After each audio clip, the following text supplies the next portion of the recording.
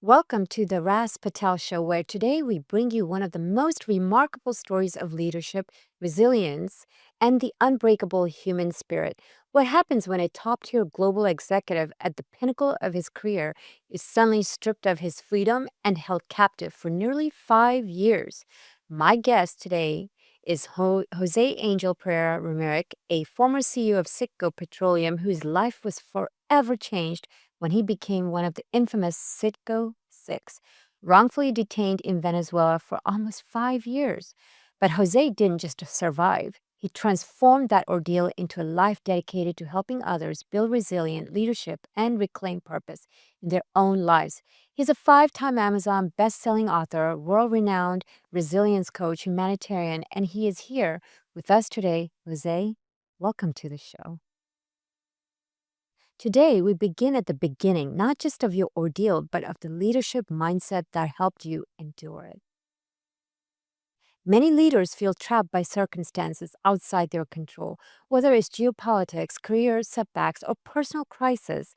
This segment explores how true resilience is forged not by comfort, but by confronting impossibility with clarity, faith, and discipline. My guest today is Jose Angel Pereira Ramirez, a former CEO of CITGO Petroleum whose life was forever changed when he became one of the infamous CITGO Six, wrongfully detained in Venezuela for almost 5 years. Jose, thank you for coming on to the Ras Patel Show. It's a pleasure and an honor to have you. Thank you, Raf, for having me. Thank you for having me here. Jose, as you are a dear friend, and it's a blessing to have you here. And many viewers, they already know you, but I know you as this gentle man behind this resilient, honorable man. So I want first people to get to know who you were before this resilient man. What happened? So let's take you all the way back before we start with your captivity days, just to address what happened before the captivity. Who were you like and what were you like, Jose? Well, that's a great question. Let me introduce me back all the way when I was a kid because Mhm.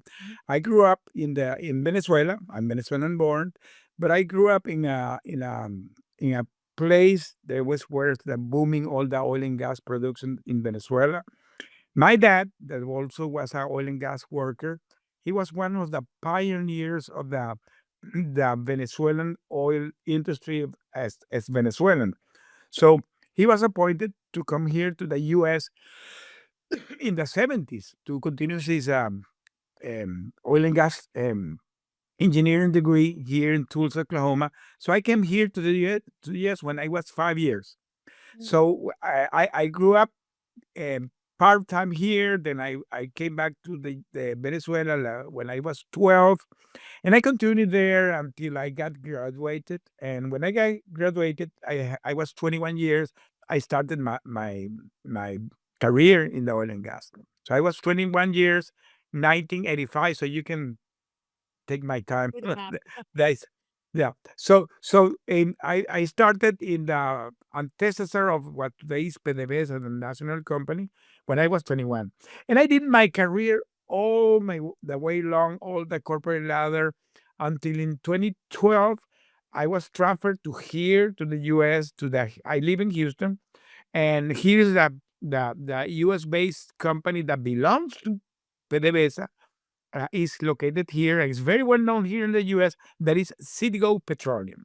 CITGO Petroleum is the sixth largest refinery here in the U.S. Has more than 6,000 gas stations. I continued my career, and in 2017, I became the CEO of the company. So that was my kind of my career during 35 years until I got to become the CEO of that company. So what happened, Jose? How did you become captive? That's important element right there. What happened? Yeah. Well, my story is very, very tied to what's going on today with the capturing of Nicolas Maduro on January 3, because that happened 2017. If your audience go back, that was the first Trump administration that Trump was having a lot of issues with Nicolas Maduro. So that this thing comes from that time. And Trump was trying to really throw out these guys, and look how that movie finished. Mhm. So that was during that time, all these, you know, things going between Venezuela and the U.S. And I was in the middle of that, being the CEO of the company that belonged to the Venezuelan government. So I was kind of, didn't like what was going on, and I talked with my wife and asked her that, that I was really thinking to get retired. By the time I had 35 years in the company, and that was my final decision, getting retired. So I talked with my boss back and forward. He approved my retirement, but he asked me to stay 4 months to, the transition process. Never happened. Never happened because that happened during the Thanksgiving of 2017. I was called to go to make a last minute presentation. Was my last presentation before getting retired. So I flew to Caracas. I do the presentation, and in the middle of the presentation, we were captured in front of 1,000 people, and we were accused to be American spy, and because we became the victims of the geopolitical thing between the Venezuela and the U.S., me and my five vice president, and there's where we became the hostage of Venezuela. We became the CITGO Six. That's how the press, the name that, because we were six guys, and we became the CITGO Six. So anybody that's hearing this, you Google CITGO Six and you will find the story. And well, that was the beginning of my new journey of my next 5 years being captured in Venezuela. Right. And a journey that one should never have to deal with or go through. So Yeah. what was your mind like in that detention? How did you maintain your mental and spiritual clarity while you were there for so many years? You know, this is a kind of complex answer because it was not only one thing. We went through several phases. My first year, we were separated as six, and I was put in a solitary confinement in a place that they call the submarine. So that place became very famous because today is in the International Penal Court. It's one of the biggest torture dungeons of Latin America. So we were placed there during 1 year, solitary confinement, and that was a hard time. We were like living in the hell. How I survived, honestly, today I only can say that was because of God and my family. I cannot imagine how we could survive, but we did it. We did it. It's such an emotional turmoil, Jose, Yeah. because you at 1 second you're the CEO, respected, then all of a sudden you become this labeled villain. How how do you handle such an emotional turmoil? You know, that's a good question because I was talking with a friend, and he was telling me when he saw the image of Maduro coming here to the U.S. capture, going to the court, he was smiling and thumbs up and saying, Happy New Year to the people. I told him this is something that happened when you're going to a situation like this. You come like is you have like a dissociation. You are not knowing what really is going with you. Yeah. I remember that my first week I was like in shock, but it was not fear. I was like a calm, like a I didn't know what was going on, so I was like, no, this is gonna be solved. I'm gonna take care of this. So I was like calm. So my first reaction, if somebody could have recorded me, maybe I would be doing the thumbs up and smiling, because I thought that the thing I gonna solve it. It's very normal. This is human nature. You don't believe what's going on in your life when you're going to this dramatic thing and you think, no, this is gonna something. This is a bad dream. I'm gonna wake up, or this is a mistake. This is not. That was what I was thinking until I got that reality check. That this is really serious. This is happening. Yeah, it's that as you mentioned, and well put, by the way, is disassociation. So This is a dissociation. Yeah. yeah, because you can then draw into your inner resources to figure out what strategic opportunities you can provide to yourself in this situation, right? Mhm, mhm, And mhm. so that's what you did from day to day to keep your hopes alive and Mhm. your calm demeanor. As you mentioned, the word calm. Otherwise, how can you explain the word calmness in such a hardship that you dealt with? But yeah, but believe me, it happens. I was the first week calm. I was really calm. I was really calm. I today I don't can explain, but I was calm. I I begin to have fear was after I begin to realize what was really going on. And even that, I was more thinking it was what really was torturing me was not me, was thinking about my family. What was happening with my family. That was really, really going boom, boom, boom in my head. What's happening with my family? Because I lost all the contact with the exterior world. So now I'm in this place locked during months without not knowing what was the time, what was going out, if they left behind, I didn't know what was going on. Yeah. And it's traumatic, especially where you're uprooted from your family. It's uncomprehendable what you must have gone through, but you did it. So, how did the captivity reshape your definition of leadership because you drew into your inner calmness? So it's the years of being a CEO, the years of leadership you had, that experience. How did that impact you in captivity because somehow you survived? Well, let me tell you something. This is a very good question because, by the way, this is part of the what I have today as my coaching program. It's called the Unbreakable Leadership Coaching Program, and let me tell you, I had a lot of experience of leadership. And I went through a lot of situations and I had to deal with a lot of situations. I went through a lot of risk management training and a lot of risk assessment and a Assessment. worst case scenario. But believe me, nobody's prepared for something like this. Nobody, nobody. Nobody. So today, how it reshaped my thought about leadership. That is what today I explain to the people that when you are going to something that pushes from your comfort zone, like happened to me, that everything is that shaking around yourself and the floor is moving. There's where you're gonna be really tested.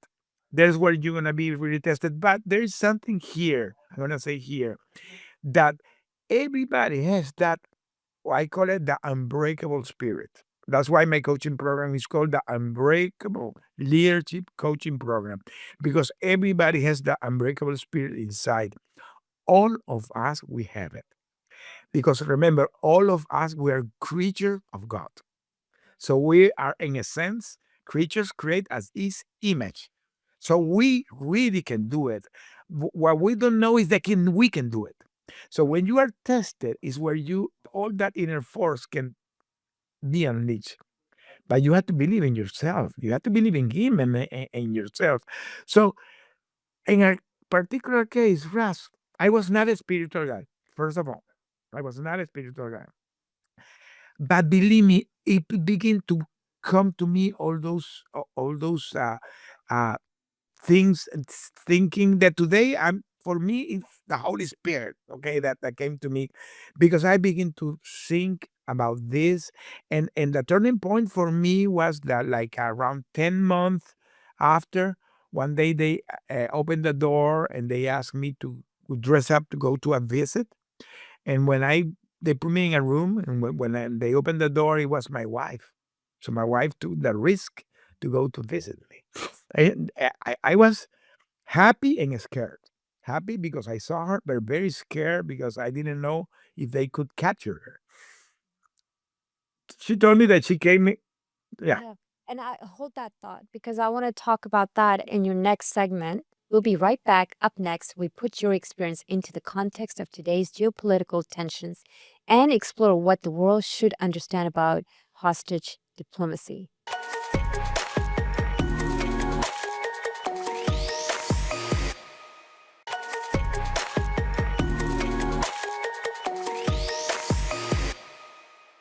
Welcome back to the Ras Patel Show. I'm here with Jose Angel Pereira, and in the next segment, we're shifting from personal survival to global context, exploring what wrongful detentions like yours mean in today's geopolitical climate, especially between the U.S. and Venezuela. In an era of global unrest, wrongful detentions and hostage diplomacy have become tools of geopolitical leverage. Most people don't fully understand how political competition can translate into human suffering. Jose's experience gives us a rare firsthand view into this world. Okay. So, Jose, you were mentioning about your wife. Take us in that journey, please. Well, as I told you, I received they opened the door. These guys always did it that way. Let me say, you never knew what was going on. Always was surprisingly. So they opened the door and said, "Dress up, you have a visit." So I dressed up and I went to that room to have a visit. And when they opened the door, I saw my wife. So I was scared and happy. And I remember that I hugged her and to the ear said, "Be careful what you say because this guy record everything." Because that was the information. We were in the counterintelligence military police basement. So all this installation was the counterintelligence police. So mics all over, cameras all over. So I was really scared, but she mentioned me that she came in a safe way because I learned that day that the negotiation began to go so bad that the two ambassadors were recalled, so were expelled. Until today, the U.S. Embassy in Venezuela, they're opening maybe in a couple of weeks after more than 8 years. So that episode marked the expelling of the U.S. ambassador. So I learned that there was no U.S. ambassador, so now we're kind of left behind. But they were really having hard negotiation behind the scenes, and that for me gave me something that is called the hope.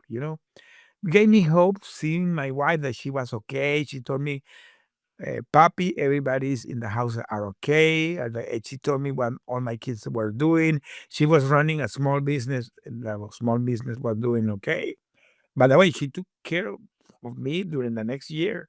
That small business that we had opened as a plan B, and my retirement, the plan B, it became my plan B, C, D, E, or the only plan. So, so now when I came back from that visit, I was full of hope.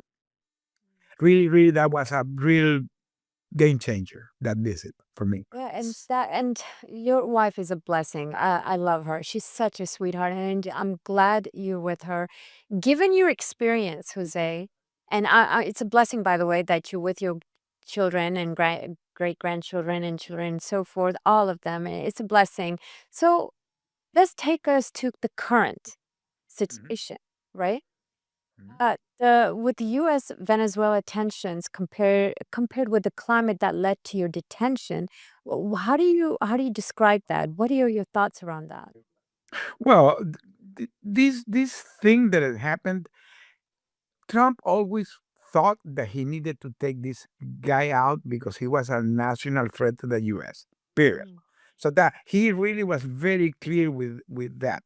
He tried to do it in the first term, but I'm gonna say it here that maybe the approach was not the right one because he was trying to use these special private forces, contractors. That didn't work, and this time he decided to do it with a regular uh, uh, army forces, and the spectacular use of the Delta Force is something that is going to be a case study in the future. Okay, but he really knew that this guy was a real national threat to the U.S. But after years, when he came back to office, he found that the situation had become worse because not only he's a national security threat, now he's loading drugs all over the U.S.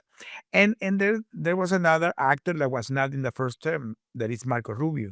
Marco Rubio is a very well known person about the reality of Venezuela and how he has become a threat. So the combination of this knowledge that he took from the first term plus the new actor, that is Marco Rubio, and had more insight about the information, was who drive who to take the final decision. That was what really happened. So for me, honestly, it was not a surprise that what was going. What was really a surprise was the way it happened on January 3. That was spectacular, the way it happened. Yeah, and I agree, especially considering the what you've been through, because you have so many dividing thoughts around it. So it's important. Well, let me tell you, Raz, Yeah.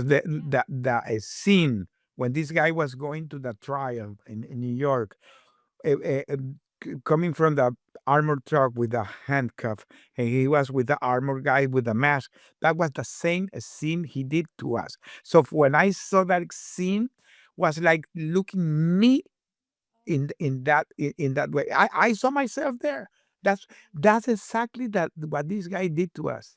So it was like a this is karma, my friend. This is karma. Yeah. Oh, It brings shivers to me. Think like what you yeah, put, because the idea of what you went through to see it live of the same person that captured you. yeah. It's interesting. I'm gonna say honestly that that image was so impactful for me that I had to call my therapist and said, Daisy, I need to talk with you because I was like hyperventilating. You know, I was Yeah. like I could not sleep. That image for me was so impactful because it was something that I it was like vivid. Was like repeating the movie in my Yeah, it, yeah, it's traumatic experience that you went through, and to see it brings that PTSD right back yeah again. So yeah it's yeah. not easy. And Mhm. hats off to you that you can speak about it. So, um, when it comes to the leaders, right? The key leaders in the region for international relations, what do you think about them overall? And what are the implications of these key leaders, whether it's on our side, the US, or now what's going on in the Venezuela? What are your thoughts around it? Well, that Venezuela is gonna become uh, people don't realize the impact that Venezuela is gonna do in all this new geopolitics because Venezuela has something that it came back again to the top of the mind of the people. But Venezuela is the biggest reservoir of oil of the world, Mm. the third biggest reservoir of gas of the world, and one of the two or third of the gold and the rare mineral like coltan. So Venezuela has a lot of geostrategical, resources. It's in the top of Latin America. It's the open of Latin America. I remember as Ras, when I was a kid, that I was in the high school, and maybe when I began the university, I had 18 years. For us, going to see, Queen or Michael Jackson in Venezuela was so normal because we were the entrance of Latin. We were the door where everybody that came to Latin America came. All the headquarters of the big companies were in Caracas, Venezuela. That was Venezuela in the past. So this is going to be a new start of Venezuela because with this new plan of the Trump administration, that bringing back all these oil and gas companies, that is a movie that I already have seen in the 90s. We have that, and let me tell you, for some reason of God, I was there when that happened, so I know what's going to happen. I know how it came all this booming of the oil and gas in the 90s. Well, this is going to come back in a way, of course, that we never expected after the capture of Maduro. Yeah, for sure. And well put. So, how should governments balance diplomacy, national interest, and human rights when it comes to hostages that are involved now? Well, this is a very good question because this is something that people don't realize that the hostage diplomacy that you mentioned, and for your audience that are not familiar with the term, the hostage diplomacy is something that is more common than the people can imagine. That you are a citizen of a country that has problem with another country, and you are not a politician, but maybe you're a high stake person. Maybe you can be a CEO of a company, or you can be a, I don't know, a religious leader, or something like that. Somebody that can have some kind of a way that to leverage you. So if you're in a business trip and you're in the wrong place in the wrong moment, they capture you, they put you false charge. They create you a sham trial, and they use you as a pawn to leverage you. That's what happened to us, and it's more normal than the people can imagine. Here in the U.S., there are a lot of Americans that have gone and still are going through that in many countries. Many countries. There are Americans that are in Iran or in China, in Russia, in many countries, many countries. Today, I'm very connected to this foundation that that try to support families and former hostages or people that are going through that ordeal. By the way, I'm going to have an interview next week with one of them, one foundation. I'm going to say it here, the James Foley Legacy Foundation. Because they want to. They're doing like a kind of a poll about the people that have come back. How has been the rebuilding back their life, Mm. and for them, I have been like a beacon because, for honestly, I have been very active, working, putting my voice on the people that maybe are voiceless or doesn't want to talk. I decided to speak about this. Yeah, you're the human story behind all this that's going on right now. You are the. Yeah, but for Tulane, not everybody has the you know I respect that. I Yeah. respect the privacy. Like people, there are people that decided to go silent, go quiet, don't talk. They disappear. That's not me. That's not me. Right. Right. You're giving them hope. So, Jose, where can people follow your commentary or advocacy on hostage diplomacy and human rights issues? Well, I have a webpage. I have to think. I have my webpage that is joseconnect.com. That is my business webpage where you can find everything related to my speaking, my coaching, my advocacy, my TV show that today a host in Now Media TV, but in the Spanish TV. I have also my podcast that I talk about this. But beside that, I started a nonprofit that is called Angels Helping in Earth. And the webpage is angelsin.earth. And there you can find me on joseconnect.com, my webpage, or Angels in Earth, where I there is my advocacy with my nonprofit. Perfect. Thank you so much, Jose. And we'll be right up next. We pivot into your approach to executive resilience, teaching leaders how to align performance with purpose without losing themselves. Welcome back to the Ras Patel Show. Now that we've explored your survival and the geopolitical backdrop, let's talk about leadership resilience, a skill every executive needs in 2026 and beyond. The world of leadership has shifted. Uncertainty, rapid change, and high stakes are no longer anomalies.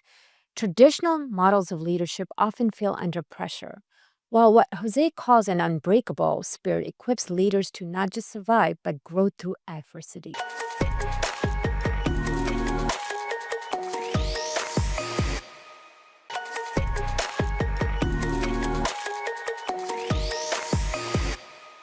Thank you for coming back to the Ras Patel Show. And we have Jose Pereira, and it's a blessing to be talking to him. So, Jose, how do you coach C suite? Let's talk about that. Leaders to align performance with purpose under extreme pressure. Well, this is a good question because I decided to start this coaching. Let me tell you, I never did coaching. I was a guy that was in the corporate world. But you know something? I always loved to teach. One thing that I was kind of something that I have inside, even though I was always in the corporate world, I always trying to teach the new people. I always was trying to do trainings, seminars, this that internally in the company. So I had that little spirit inside. But when I came back, and as I said, I began to connect with all these families, and they begin to try to have my experience, how I have deal with things, because I already had started my speaking career, and I thought that, okay, Jose, I believe that you can do something with this. So that what I decided was to combine. that experience that I had in the corporate world and my survivor experience, and I created this coaching. And this coaching is very particular because I don't do a normal coaching. Because for me, the first thing that I do with the C-suite is I asking the raw question is, how is your life balance? How is your life balance? This is the first thing. I encourage them to revisit how their life is, because believe me, it's very common in the C-suite space. People you see, people successful, but in their life are miserable, and these are unfortunately unspoken challenges that people don't talk about it. So I want them to be honest, and this is the first thing that we do. And let me tell you, for me, has been wonderful people that I have found after that have restored their marriage. You know, this is the first thing. Then comes the, how is that your connection with your peers and your employees, because this is another thing that normally the C-suite does. They disconnect with the reality because you only are in the top, so you don't have connection with your peers. How I came to this, because this was the only way I could survive. If we haven't done it during my captivity, I would not survive. So we needed to connect, because after 1 year we were put together with my other 5 colleagues, and we were not friends. We were not friends, but we discovered we have a lot of things in common. That we were long term married, and we found that connection, and we decided to do a plan to survive. And when you mirror that to your business, it's exactly the same. So you're in the business, but you disconnect yourself. No, you have to find ways to make the connection with your colleagues, with your peers, and with your employees, because that's what's going to make you to become successful. The other thing is, be adaptive. Something that for me was key was having the possibility to be adaptive, because Russ, our situation changed all day long. One day we were here, tomorrow we were here. We were like this, boom, boom, boom, boom, boom, boom. And this is exactly what happened in your corporate life today. Life today is kind of difficult things. It's chaotic. So a C-suite, a CEO have to handle that.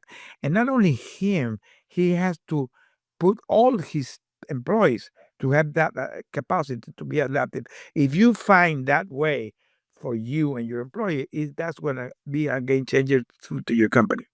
Absolutely, absolutely. And it's such a similar path to what I think about my lifestyle coaching is, you focus on leadership, but include the lifestyle, include nutrition, include the way you live. So Mhm. I love that. And which is going back to the leadership aspect. What are your thoughts about the traditional leadership? Because yours and mine align so well with the lifestyle balance. Why did they fall short in times of crisis? Well, the crisis management has to do. One of the things is finding the way to keep yourself positive, even in the chaos. The first thing, how you can be calm and focus under the chaos. And let me tell you why the big focus is so important, because when you're in the midst of the chaos, if you are not focused, you will not be able to see the things that you can and the things that you can't control. And that why this is so key, because how many people don't want to control things that they don't have no clue how to control. So it's ridiculous trying to control things that are not under your control. So that will drive it to anxiety and burnout. So when you discover the way you can, okay, this is under my control, I take care. This is not under my control. It's not that you're not gonna take care. You can monitor it, but you will not be trying to influence it. Let me tell you an example that how we managed during my captivity. When we were put together after 1 year, we were 6 guys, all top executives. I can tell you, we were a lot of brains, and we were trying to, in the beginning, trying to influence what our family had to do to strategically try to release. So we were trying to give instruction to our family in a prison. Come on. So one day we were kind of doing plans and things and that and that. And one day I told my colleagues, stop, stop. We're going to go mad. Let's try to do what we can control is take care of ourselves. So there's where we begin to take care of our mental, our physical, and our spiritual health. And we decided to leave the other thing to our family. And it worked because they took care and they brought us back. So this is something that again, if you mirror that in your business, focus on the thing that you can control and leave to the monitor and leave that the things unfold and adapt to the situation as they're coming. Absolutely. And that calmness is so important for executives, as you said. What other emotional and strategic endurance can they adapt before crisis hits? Well, another thing that for me is key in all this thing is being empathetic. Because this is something that happened when during the chaos, the leaders kind of lose the not only the focus, lose the control of that narrative of that talking with their employee, and that creates all the chaos in the organization. But if you understand what's going on. And be honest with your employee. That's why the communication is key in this. Be honest, be honest, because one of sometimes the people see the CEO like a Superman, and it's not true. You're not a Superman. You're a normal guy that had the blessing that you had that maybe the knowledge and you're in the CEO position, but you're a normal human being. Russ, during my captivity, I was a Venezuelan political prisoner, not normal people. I was with militaries, congressmen, religious leaders, human rights leaders, people, high stake people. And we were all there in a dungeon together. And you know what? We were normal people, human beings that bleed and the blood is red and with the same fears, and I knew their families. So are normal people. So when you take the people outside the suit, they're normal people. And this is something that a leader has to understand. You are there because well, you're not the leader. That doesn't make you better than the others. So when you understand that and you really try to be more empathetic with your peers and your employees, that will gain you something that is called a loyalty. The people begin to be more loyal to you because the people and be honest, say, hey, I need help. I don't have the answer. I need your help. So that be humble and express gratitude. There is something that the people don't think about it. Express gratitude. 100% right on the money, on the target, Jose. So, in given all those factors, what do you think is the first step a leader should take today to strengthen their resilience muscle? I mean, we've gone through the whole cycle of what leaders should do, but what is the first step for them to think through? I believe there is something that people miss to think about it is a word called faith. The faith is the start of everything.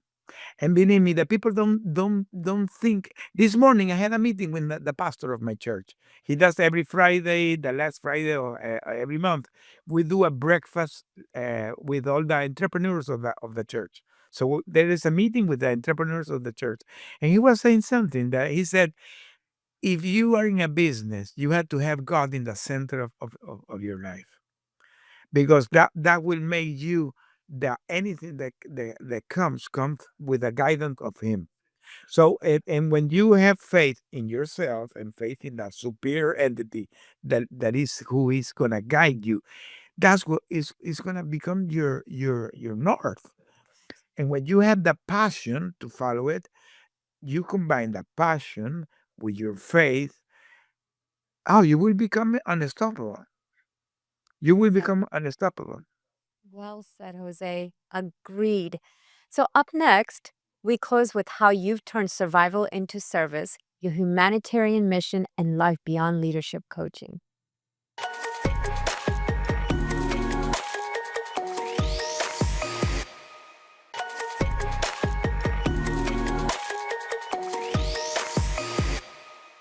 Surviving a crisis is one thing, using that experience to serve others is what builds legacy. Jose's work with angels helping in Earth and as an advocate for human rights reflects a mission that transcends personal achievement. Jose, what inspired you to launch your humanitarian efforts supporting trauma survivors and immigrant families? Well, let me tell you a story that maybe people, when I tell the story, they blow their mind. During my captivity, at some point, after we were put the six guys together, we began to pray every night.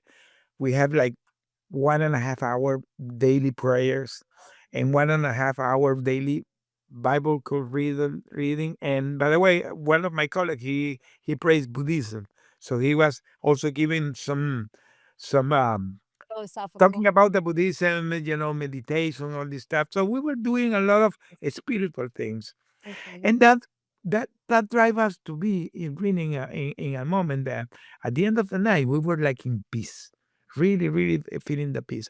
So one night I went to sleep, and I was in my bed sleeping, maybe 3 a.m. in the morning, in and I had a dream. I remember that I had this dream that was those dreams that you say, this is not a dream, this is really vivid. So in that dream, God came to me, and he took me like to the future in that dream. And in that dream, I went to a place where I saw installation, where I saw a TV studio. There was recording there. I saw some classroom, people studying. I saw a lot of people going inside. I saw my family working there. And I asked him, what is this? And he told me, this is your foundation. And your foundation is going to be called Angels Helping in Earth. I'm Jose Angel. And when I wake up, I said, why I had this dream. So it was so vivid, the dream, that I decided to take. By that time, I was smuggling letters with my wife. So I remember I took a paper and a pen, and I began to write down what I had dreamed. And I did even like a org chart of all the things I saw. And I sent a letter to my wife. It passed, well, it was like in the third year. It happened that I stayed 2 more years, and the day I came back, then my wife told me that she has compiled all those letters that became my book. My book From Hero to Villain comes from those letters. She showed me the letter. She showed me the letter, and she told me that when she received that letter, she thought that I was going crazy. Yeah, because it was, she said, why you put that letter? And that kept really coming, popping back to my mind, coming and coming and coming. And the things begin to go in that direction. And one day, I'm now being in my church is a Hispanic church. I begin to work in one of the ministry that I'm helping. Is a ministry called the Art of Giving tag, where I begin to collect non-perishable food, the people in need, and I begin to get connected to a Hispanic community that was really in need. And I begin to see, because one of my therapist that has been treating my PTSD, we begin to have the conversation. And one day I told Daisy, I believe that I'm gonna have to start this foundation. So it was like God pushing me for that. And I said, but I don't have no clue how to start a nonprofit. So I began to investigate how to do with a nonprofit. And I found a pastor that is Pastor Willie Peterson that has been helping me. He was doing a webinar about how can you start a nonprofit. And I attended. I registered in the webinar. I heard this guy talking about how to do this, that, and the fundraiser, blah, blah, blah. And when he finished, I chat with him and said, Pastor, I want to have a Zoom call with you. And when we connect in the Zoom, I told Pastor, I want to work with you. I need your help. And he said, why me? And I told him, because God told me that you're going to be working with me. And he said, oh, if God said it, I had to do it. And he began to work with me, and he helped me to create a foundation. And that foundation came alive this December. So we came alive in December. We're now in the preparation to the launching of the foundation. The foundation will have 4 pillars. The first one is trauma recovery. Why trauma is so important, Ras? Because one of the big issues, and now with all these issues with the immigrant here in the US, but the Hispanic community, normally when come here to the US is because they're escaping of their countries because they have been going through maybe human trafficking or sexual trafficking or violence, many things. So the people normally when they come here is looking for a better life, escaping for that with trauma. And they nobody takes care of them and they continue their life and now there's all this issue with the immigration, more trauma. So you are creating generational trauma because that trauma will be transferred for their kids and to their grandkids. So the main thing of their foundation is to try to stop that cycle, giving training, giving advice, giving therapy. Of course, our vision is to become nationwide. We're gonna start here in Houston, but my main vision is try to do this nationwide. Yeah, no, that's huge because you've summed it real well, considering that you created this a foundation, and then you're helping those in crisis that they cannot help themselves. That's huge and commendable. And now you starting with the global work. So how do you, in the global aspect, how do you balance the advocacy with leadership coaching? Well, I try to do the balance, and even for me, the thing has evolving where I didn't expect because after the Maduro thing, I have been getting contact of people that knew my oil and gas background, my experience. Now they're asking me to give them advice. I begin to speak about how the see the situation now. It's funny because I'm posting things in TikTok and now have millions of views. So I have become like a boom. Oh, we're talking about the thing that's going in Venezuela. Well, something that I'm going to the flow. What God is driving me to do. And you're doing a great job with it, and it's a great path to be on. And the fact that you're loving what you do is huge. And that's why, your faith is helping you to follow through what you want to do. Because that comes when you find the passion of what you want to do. I can tell you, Ras, I did 35 years in the oil and gas. I'm glad the career I did. I'm very proud of the career I did, but that was not my passion. My passion is what I'm doing today. Yeah, Because it's giving back to you. And the only way, honestly, like you said, is because you learned leadership through your previous experience. And that's why you can bring that into the current life that you are correct. Yeah, in. correct. So when you reflect on your legacy, what do you hope the world remembers most about you? Well, for me, my foundation is gonna be my legacy. I ambition to have this foundation to be nationwide. I ambition my kids and my grandkids working there. I have a episode that happened with my grandkid that I was preparing to go to an event. I had prepared some brochure to begin to showcase the foundation, and he saw me unfolding the brochures. And he told me, Abuelo, what is that? And I said, oh, this is the foundation. I explained what the foundation was. And I joking to him, said, Martin, this is going to be your foundation when you grow up. You're going to be the leader of this foundation. And he got and he began to cry. He felt the legacy. I was putting the legacy to him. He began to cry. I had to hug him because he felt like the in the shoulder. The, so that's what I want to do in the future with that legacy. Touches my heart. And I'm wishing you all the best and success in that because that's such a inspiring journey to be on. And speaking of inspiring, you have inspired us all in your incredible story today. And I really appreciate the fact that you were on the show, on this platform, giving us the insight. So, where can people connect with you to learn more or support your humanitarianism mission?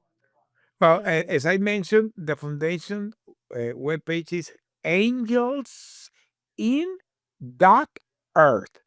Okay, angels in that earth. If you go there, you will find all that what the foundation is doing, and there's a lot of places you can donate, PayPal, Stripe, because and not only physical money, it can be even collaborations because I truly believe in the power of the collaborations.